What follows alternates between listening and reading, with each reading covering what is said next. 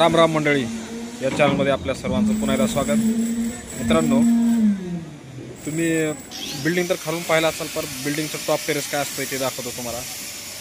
हे जे पुढे दिसते तेव्हा आहे परगोला, ते वॉटर टँक, त्या पॅरापेट, इथून येणार ब्रिज, हा पण परगोला. असे परगोले 4 कोपऱ्यात 4 असतात.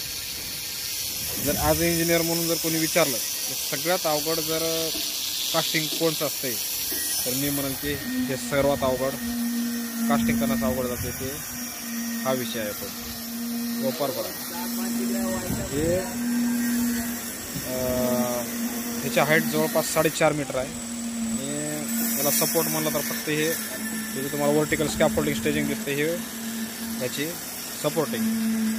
त्यासाठी आम्ही अशी एक लाईफलाईन प्रोव्हाइड करतो आणि ह्याच्यामध्ये हे जे मामा लावतोय हे आहे त्याचं सेफ्टी बेल्ट. म्हणजे फुल तयारीमध्ये राहावं लागतं त्यासाठी. आणि अजून एक जर सर्वात अवघड काम जर विचारायला गेलं तर हे जे दिसतंय तुम्हाला हे आउटरला हे असतंय परगोला, गंडोला. यावरून ते लोक म्हणजे RSP असते, रोप सस्पेंडेड प्लॅटफॉर्म, त्यावर जाऊन ते लोक त्याला ग्राइंडिंग पेंटिंग वगैरे करून घेतात. म्हणजे अशा हार्ड काम. हे आमचा मनोज महेश यो महेश आमचा कसा बसलाय, काय चिंताच नाही याला. अशा प्रकारचे हे आमचं कास्टिंग. बिल्डिंग कन्स्ट्रक्शन म्हणलं सगळ्यात अवघड कास्टिंग म्हणलं तर हे, कारण की ह्याच्यात नाही म्हणलं तर इथपासून ते इथपर्यंत 8 बीम आहेत. 8 हे 9, हा 10वा, आणि हे मोठा बीम राहतोय आउटर साईडने. ह्याची थिकनेस जराशी मोठी आहे. ह्याची थिकनेस 150, ह्याची 200 बस. हे जे तुम्ही पुढं पाहताय त्याला म्हणतात हे असे 2 असतात टाके. एक सिवेज ट्रीटमेंट प्लांटमधून वर येते म्हणजे फायर इमर्जन्सीसाठी. आणि हे जे दिसतंय पुढं त्याला म्हणतात OHWT म्हणजे ओव्हरहेड वॉटर टँक. असे 2 वॉटर टँक आहेत, एक इथं राहतोय आणि एक याच्या पलीकडं. आणि पलीकडं दिसतं ते टावर क्रेन. आणि हे खाली पाहू शकता, हे आपलं 22 मजल्याचं टावर आहे.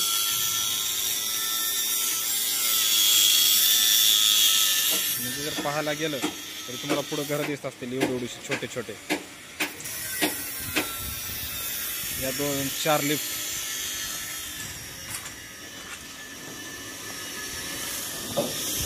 हे जॉईंट लिफ्ट आहे, एक सिंगल लिफ्ट, आणि त्याच्या पलीकडे स्ट्रेचर लिफ्ट. म्हणजे कोणी जर आजारी पडलं त्यासाठी लिफ्ट किंवा स्काय डक्ट. आता ह्या परगोलाचं जर एक्झाम्पल द्यायचं झालं, परगोला आपला हा वुडन प्लस मेटॅलिक आणि कॉन्क्रीट असं 3 प्रकारे आपण बनवू शकतो. आणि हे पुणे शहर,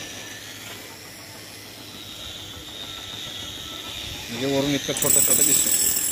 असं अवघड काम हळूहळू आणि विथ सेफ्टीमध्ये करावं लागतं. त्याच्यासाठी इंजिनियर, सेफ्टी सुपरवायझर सगळे वरून बसतात.